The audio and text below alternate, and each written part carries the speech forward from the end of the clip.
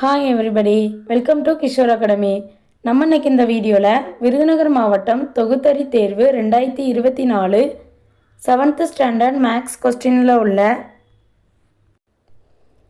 3 mark question number 29 பார்க்க போகிறோம். இந்த கொஸ்டின் புக்கில் எடுத்துக்காட்டு 1.15.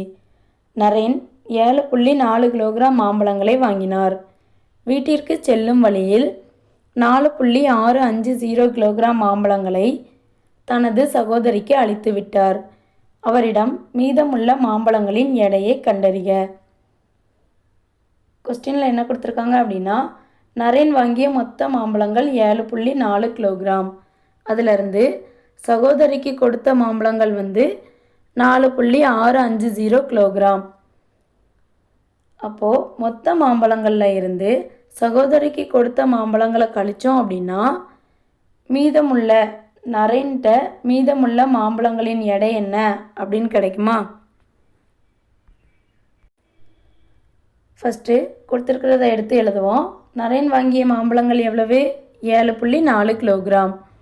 சகோதரிக்கு வழங்கிய மாம்பழங்கள் எவ்வளவு?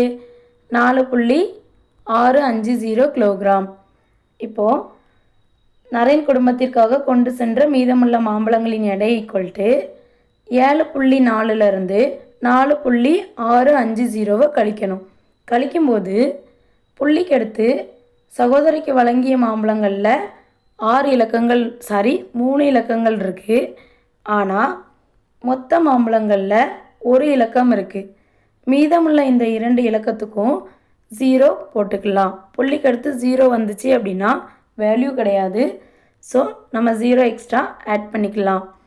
அப்போ 7.400 மைனஸ் 4.650 கழிப்புமா? 7.400 மைனஸ் 4.650. 0லேருந்து 0 கழிச்சா 0, 0லேருந்து 5 போகாது. ஸோ கடன் வாங்கினோம் அப்படின்னா இது 3000, இது 10,000. 10லேருந்து 5 போனால் 5, 3லேருந்து 6 போகாது. அப்போ இங்கே கடன் வாங்கினோம் அப்படின்னா இது 6000, இது 13. 13லேருந்து 6 போனது அப்படின்னா மிச்சம் 7. புள்ளியை கடந்து போகையில் புள்ளி வைக்கணும்.